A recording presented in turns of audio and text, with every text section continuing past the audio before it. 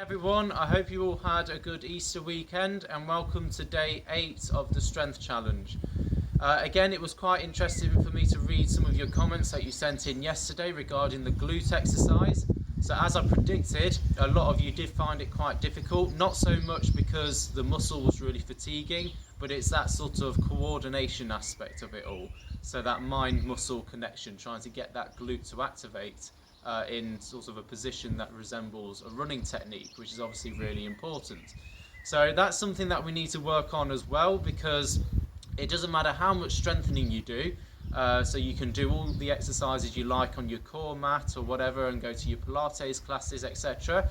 But if we don't actually know how to use that strength and apply it to what we do with our sport, then it's not really going to do any good. So we need to start working on our technique as well to create that sort of mind-muscle connection, as I put it. So that sort of basic sort of coordination which a lot of sports people in general, but particularly runners, often lack.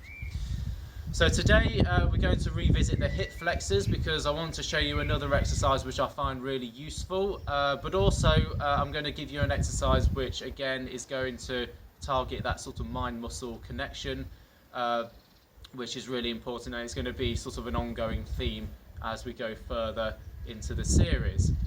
So the first exercise that we're going to do, some of you have probably seen it before and done it before. It's called the flutter kick. So we want to lie on our back, and we're going to do a quick posture check again to start with. So we want to make sure that our core is nice and tight and it's nicely engaged. Okay, because a mistake that people make is that they often allow the back to come off the floor like so. So if I can fit my hands underneath my back, there's too much space there. Okay, so we want to really squeeze that lower core to keep that lower back in place. Okay. Now I find it easier to put my hands underneath my bum as well for this exercise. So obviously that makes no difference to you squeezing your core, but you're just putting your hands under there as well. So what we're going to do, we're just going to lift our feet very slightly off the floor. So it only has to be up by a few inches, it doesn't have to be very much at all. And what we're going to do, we're going to just start kicking very slightly with our feet. So again, it doesn't have to be big movements, okay, only very, very small movements, and you should feel those hip flexors starting to work, as well as that lower core. So it sort of targets both muscle groups, this exercise. Another mistake people make is that they have their feet way too far up in the air, okay? So some people have them all the way up here sometimes, or even just here. That's too high up, okay? So what we want is to really test the muscles. So we want them lower down so that we're exercising the muscles through a more lengthened range of motion. Okay, so a lot of people tend to have shortened hip flexors anyway, from being in this position essentially when they're sitting down all day. So when we're in this position, the hip flexors are shortened and they're in their sort of shortened happy zone, okay? So it's not really going to be testing the strength of the muscle very much if we have them closer to that shortened range. So the closer we can get to the floor, the better in terms of the strength.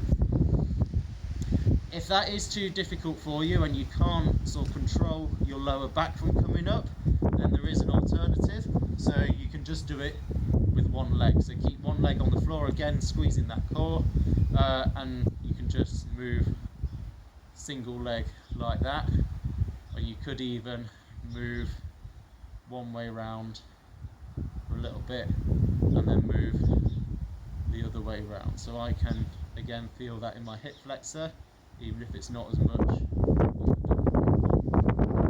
Now again, as I mentioned at the start, we want to start in enhancing that sort of mind-muscle connection. So for this next exercise, we're going to have a partner coming up and standing behind our head.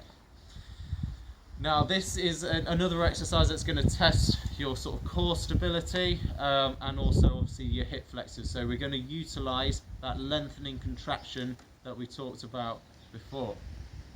So we're going to bring our legs all the way up this time, and your partner is just going to push in different directions. So you can do a few to the front, a few to the side, Don't make it predictable. Don't let them know which way you're going to do it next, okay? And obviously the aim here, I'm starting to fail already because it's a very hard exercise. But the aim is, of course, to keep that core engaged, and it's that sort of reaction time that we want, okay? So in this case, because we don't know which way we're going to have to contract our muscles, the brain is going to have to react quickly, send that electrical impulse to the muscles and tell them to contract, okay? So it's that sort of coordination type thing and that sort of communication through the neurological system that we're starting to train as well. So obviously do a few of those.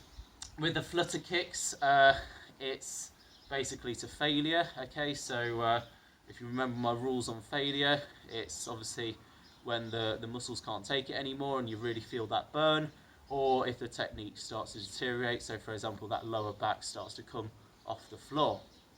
With the other one, just play around with it a little bit, it's a bit of fun, okay?